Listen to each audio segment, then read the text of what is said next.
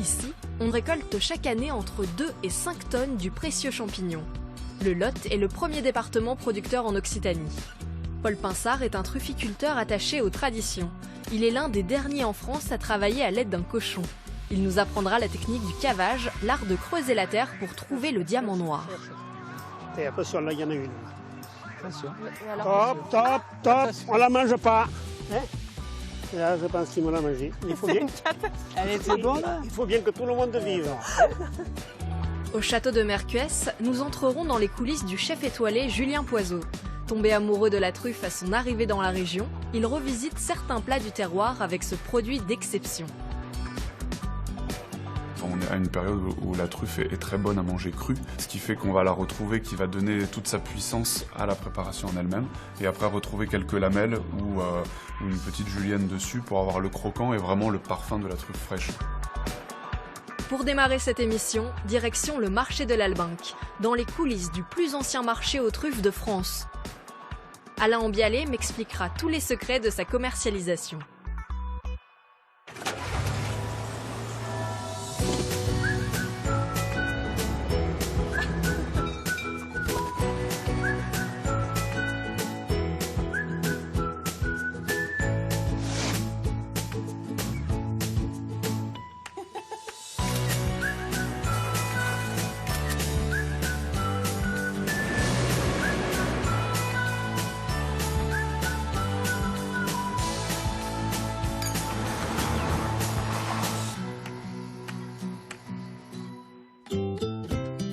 Au pays du diamant noir, la brume se lève sur 300 hectares de truffières.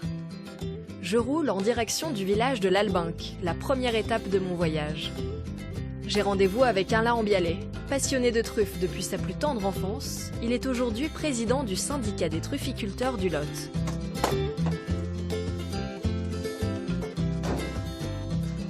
Salut Alain, Bonjour Émilie. comment tu vas? Très bien. Tu sais que c'est mon rêve de venir ici. Mais ton rêve se concrétise et se réalise. On va pouvoir découvrir le marché aux truffes de l'Albinque. Le fabuleux marché aux truffes de l'Albinque. On y va? Allez, on y va avec plaisir. De début décembre à fin février se tient le plus ancien marché aux truffes de France. Tous les mardis, initiés et connaisseurs s'y réunissent pour faire affaire. On y vend jusqu'à 2 tonnes du champignon à prix d'or, une bénédiction pour l'économie locale.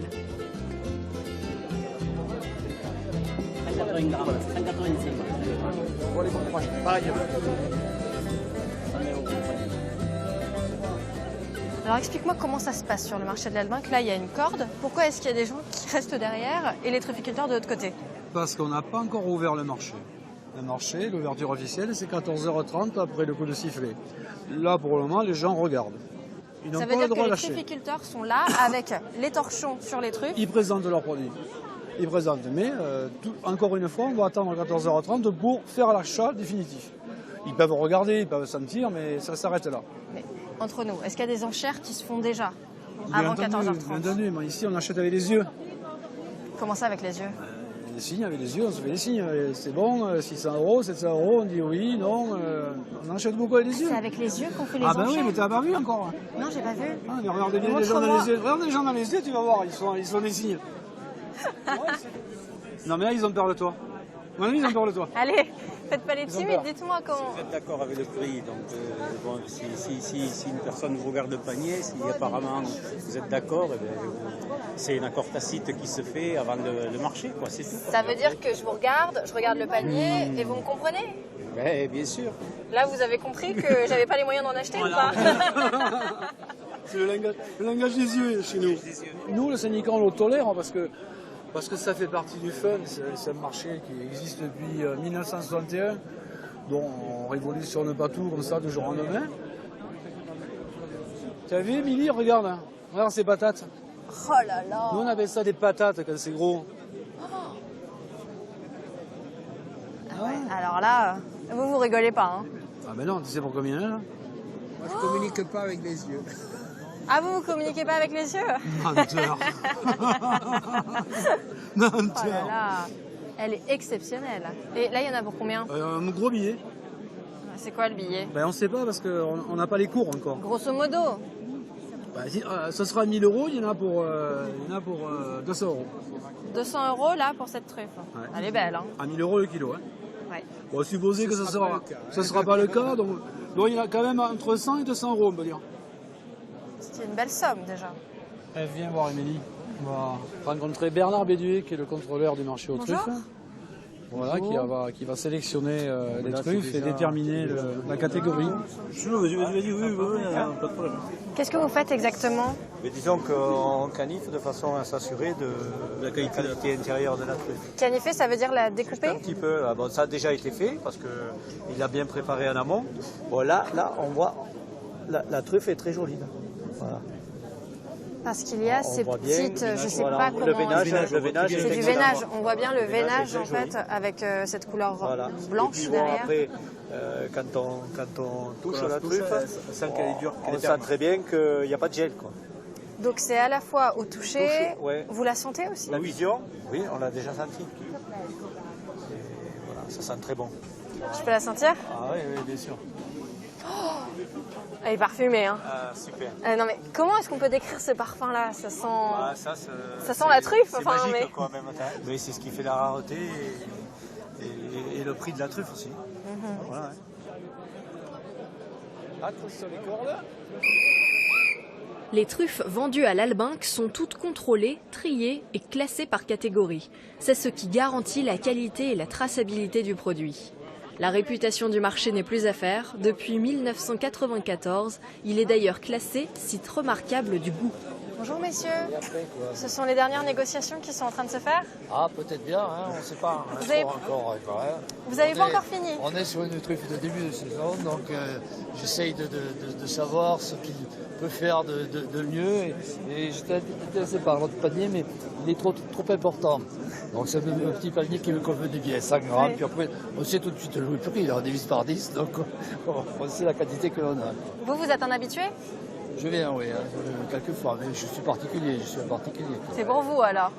C'est pour le copain, là, quoi, parce que ça, sur un petit bout de pain avec du gros sel et un petit peu de beurre, ce soir, on va se faire ça, parce qu'il est là, Mais- on est content de l'avoir. Je pense que je vais venir avec vous, hein.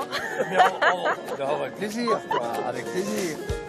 En quelques heures, 57 kilos de truffes ont été vendus. À 750 € le kilo en moyenne, la saison démarre bien au marché de l'Albinque. T'es déjà monté dans un combi? Alors je suis déjà monté, mais pas comme ça. Hein. Elle est chouette celui-là. Ouais. Il n'est pas tout neuf, mais souvent on s'en fait de super souvenirs. Je vois ça. Allez, on va voir. Hein. Une terre calcaire, un climat favorable, des chênes verts par milliers, les terres du Lot sont idéales au développement de la truffe. C'est dans ce décor que nous partons à la rencontre de Paul Pinsard. Trufficulteur depuis un demi-siècle, il perpétue une méthode de récolte traditionnelle. Bon là. Là, sur le bord de la route? Ah ouais. Ah mais oui, un cochon. Ah oui.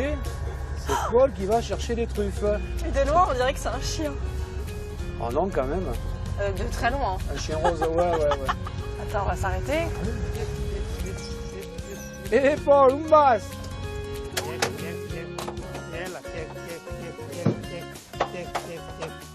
Eh bien Paul, où tu vas? Et alors, où c'est que vous allez là comme ça? Et toi, et le cochon là. Eh bien, on va essayer de commencer la saison. Enchantée, Émilie. Enchanté. Il serait Voilà. temps. Paul. Ça va, Paul? Ben oui, ça va. T'as ça tombé va. le truffe à nous. C'est tombé le truffe à dos. Et alors, à qui ai-je l'honneur? Eh bien, c'est Paul de l'Albinque. Et là, Kikinette. hein.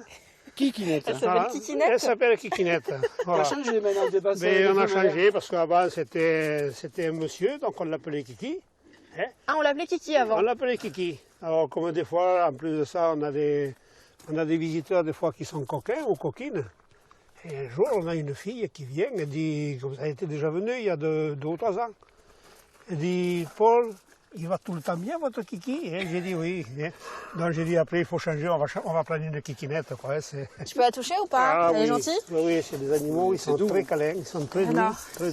très doux. Et est-ce Voilà. qu'on te ferait pas monter dans le combi, toi? Eh bien, on va essayer. Hein? On Oui. t'emmène? Oui, on Et va avec essayer. Kikinette? Allez. Je vous promets pas que ça va marcher.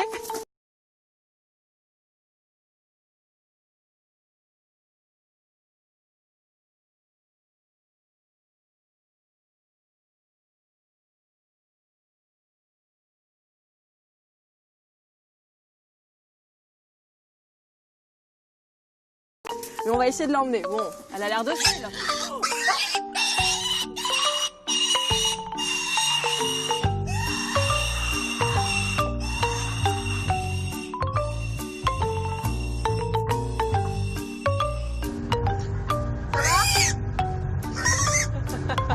C'est un peu folklore.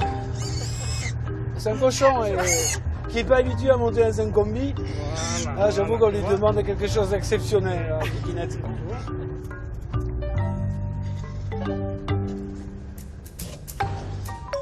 Et voilà, tout le monde descend. C'est bien Kikinette. Allez, viens. Bien Kikinette. Allez, j'en fais. Qu'est-ce qu'elle descend? Oh là là. Bon, alors ici, c'est un endroit où tu as l'habitude de venir. Voilà, c'est la truffière où on commence à dresser le cochon. Voilà. Et on trouve quelques truffières. Mais la terre est plus souple pour pouvoir le dresser. Pour le petit cochon, c'est impeccable. Donc là, comment tu l'as dressé exactement? Comment ça se dresse? Ça veut dire que tu lui fais sentir de la truffe? Non, on lui en fait manger. Ah, tu lui en fais manger? D'abord, on achète déjà avec une truffe dans la main. Donc on va dans l'élevage et puis celui qui va être le plus gourmand, c'est celui qu'on va garder. Donc ça veut dire qu'elle, c'était la plus gourmande? Elle était gourmande comme tout. Donc on a pris celle-là et dès qu'on l'a amenée chez nous, elle en a mangé, elle la mange et au bout d'un moment, quand elle la mange bien, on lui en cache. Est-ce que finalement c'est difficile à dresser un cochon? C'est caractériel, donc il faut surtout apprendre, c'est comme les enfants, hein. C'est comme les enfants, il faut apprendre le caractère du cochon et puis en fonction des réactions, quand on lui dit de faire ça, ça, donc on voit comment il le fait, mais sinon c'est très facile, c'est très facile. Allez, cherche. Et c'est important de lui parler en même temps? Tout le temps, il faut tout le temps parler. Il faut tout le temps lui parler? Voilà, tout le temps parler. Alors, il y a des mots qu'il sait, alors c'est viens, pour qu'il me suive, c'est cherche, et puis stop, au moment où il va la trouver. Et attention, là, il y en a une, là. Allez, où elle est, là, où elle est? Où elle est, là, où elle est? Cherche-la, où elle est, là, où elle est? Où elle est, là, où elle est, où elle est, là, où elle est? Et le cochon a un meilleur odorat que le chien? Non, le cochon, il a un odorat moins marqué que le chien. Attention. Mais alors... Stop, on la mange pas. Hein? Là, je pense qu'il me l'a mangé. Tant qu'on discute. On casse la croûte, c'est bon ça. Voilà, mais ça fait rien. Allez, bon. c'est bon, c'est bien. Comment ça fait rien? C'est bien. Attends, Voilà. Alors, il est en train de manger la truffe, là. oui. Voilà. Voilà. Il faut C'est bien. une catastrophe. Elle était bonne, là? Il faut bien que tout le monde vive. C'est pour ça que quand on va truffer, on part tous les deux avec mon épouse, on ne parle pas. On ne parle pas, tout est dans l'attention que le trufficulteur doit mettre pour récolter sa...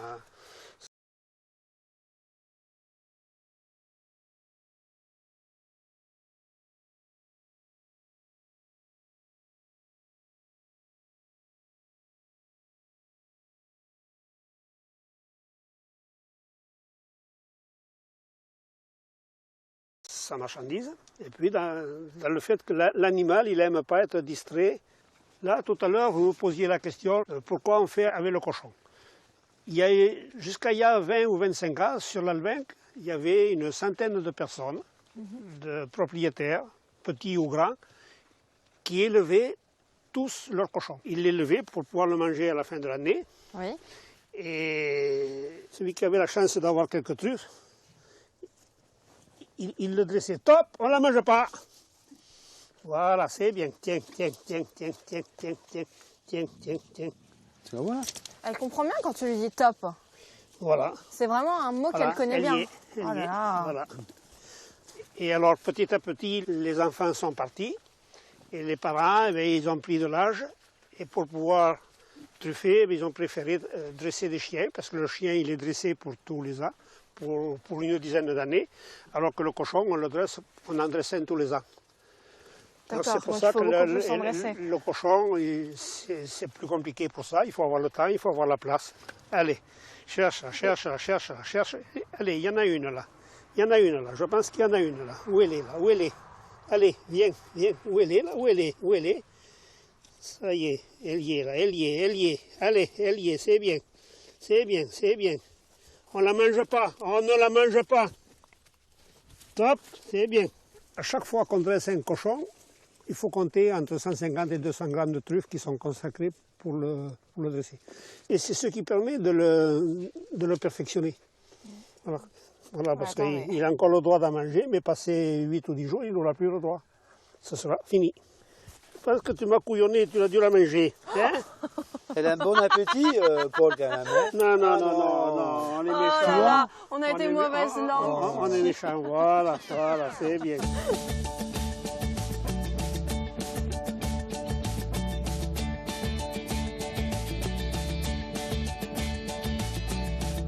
La truffe fait partie intégrante du patrimoine gastronomique français. Je ne pouvais pas quitter le Lot sans y avoir goûté.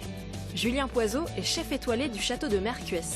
Il est devenu maître dans l'art de sublimer les produits du terroir. Ah, on sent déjà la truffe d'ici. Elle a beaucoup de parfum, ouais. Ça va être une belle année, je pense. Donc voici mon univers, la cuisine, avec mon équipe. Bonjour. Voilà, donc les truffes que j'ai récupérées tout à l'heure au marché. Oh là là. On voit, elles ont une belle forme, elles sont jolies, elles sont bien parfumées. Même si on est sur le début de la saison, on a déjà une belle maturité quand même. Et c'est un plaisir pour toi d'aller directement au marché de l'Albinque pour choisir tes truffes? Bah déjà, on est vraiment au contact des trufficulteurs. Ça permet vraiment de sentir un petit peu quelle est la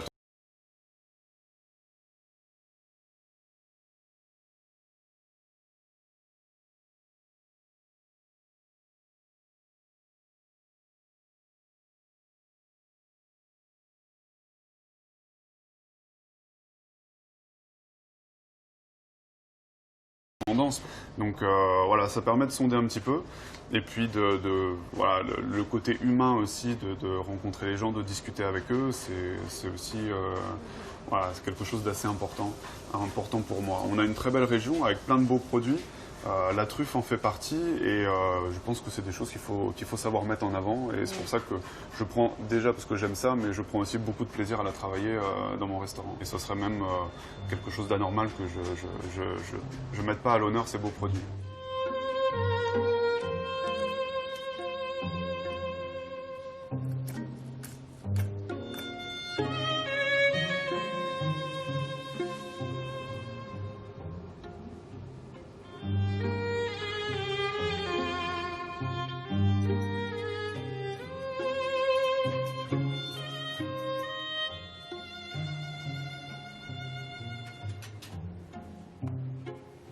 Qu'est-ce que tu prépares là? Alors là, je prépare la mique. La mique, c'est une recette très connue en Corrèze. Hein. Très connue en Corrèze, connue aussi dans le Lot. C'est vraiment à ce moment-là que je l'ai découvert. C'est un plat familial, un peu traditionnel, qui se mange le dimanche midi avec un bon civet, un bon pot-au-feu. Moi, j'ai adoré cette préparation, cette recette, et j'ai voulu vraiment essayer de... Avant, c'était plutôt quelque chose qui accompagnait un plat. Et moi, j'ai voulu recentrer cette préparation, la mique justement, et la mettre au centre de l'assiette, vraiment que ce soit le plat en lui-même, l'élément principal. J'ai voulu vraiment la travailler de manière gastronomique. C'est vrai que c'est plutôt un plat rustique que j'adore personnellement, mais que je ne m'attends pas du tout à avoir dans un restaurant étoilé. Bah écoute, tu me diras ce que tu en penses tout à l'heure, ça sera la surprise. Attention, je vais être exigeante parce que j'adore ça. On va essayer d'être à la hauteur. Pendant que le chef finit de dresser ses assiettes, je vous propose de nous intéresser à un autre trésor du Lot, le safran. Direction la ferme de Christian et évidemment, on se retrouve juste après pour la dégustation. Le safran est l'épice la plus chère du monde. Répandue en Quercy jusqu'à la fin du XVIIIe siècle, puis totalement oubliée, sa culture est relancée grâce à la passion d'un homme, Christian Agrèche. Aujourd'hui directeur du conservatoire botanique du safran du Quercy, il transmet son savoir-faire à Véronique et Damien, deux futurs exploitants en pleine reconversion professionnelle. Allez, tac. Là, on va essayer d'enlever une plante envahissante que l'on appelle l'avoine à chapelet. Cette avoine à chapelet, elle fait des espèces de bulbes qui sont très très embêtants et qui couvrent le safran et qui le font pourrir et qui le font mourir par la suite.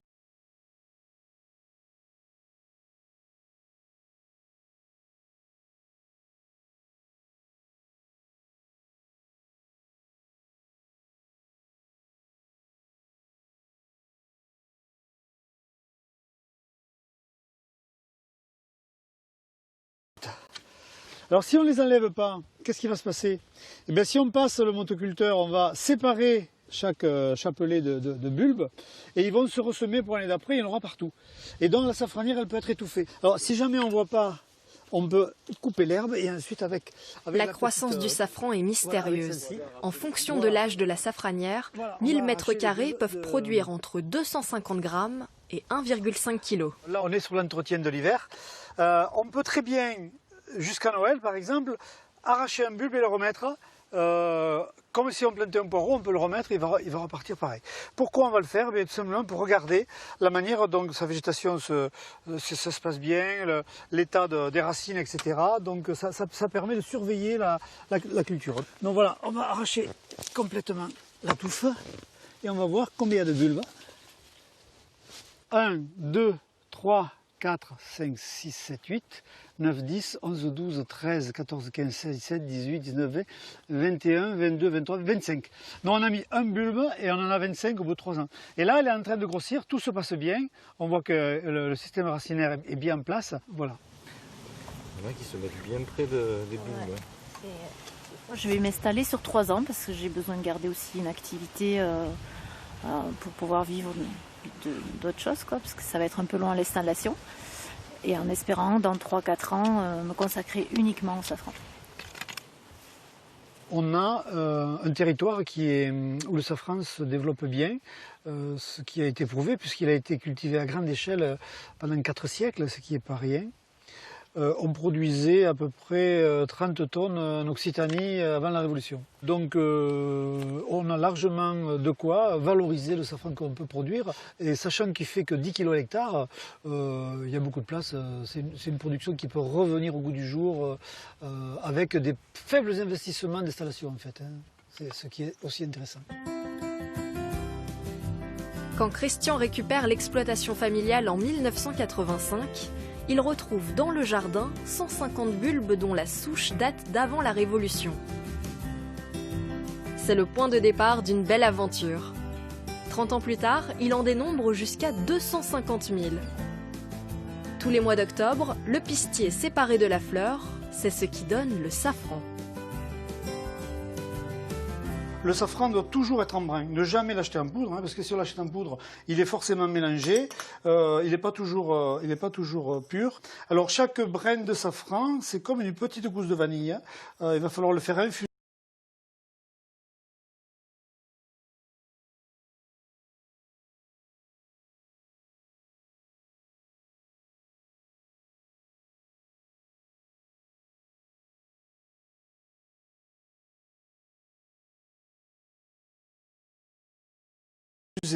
Alors il y a des gens qui vous diront qu'il ne faut pas le faire bouillir parce qu'il perd son arôme, mais comment voulez-vous sortir les arômes d'une gousse de vanille sans le faire infuser? Donc là il faudra faire des décoctions, le faire infuser pour sortir tout ce qu'il y a à l'intérieur. Il faut 0,3 g pour faire une préparation pour 10 personnes. Donc 1 gramme ça peut faire 30 à 40 assiettes. Donc c'est important d'avoir vraiment une précision au millième de gramme parce que ça s'appelle un pèse-or, c'est comme l'or. Sur le safran, ça vaut le même prix que l'or, mais le gramme il va aux alentours de 30 €. Perles de sirop, thé, pâte à tartiner, les producteurs de safran de la région innovent pour développer la filière. Bien, on va pouvoir déguster, on va voir ce que ça donne, donc nos préparations. C'est du bon.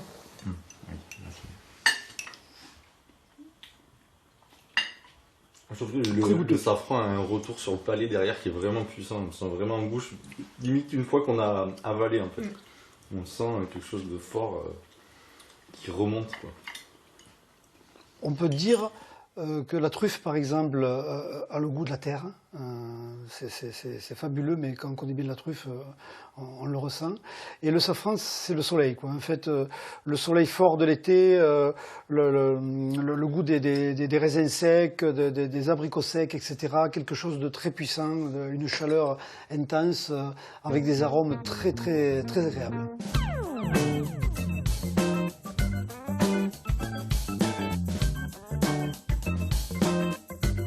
Retour au château de Mercues pour une dégustation gastronomique.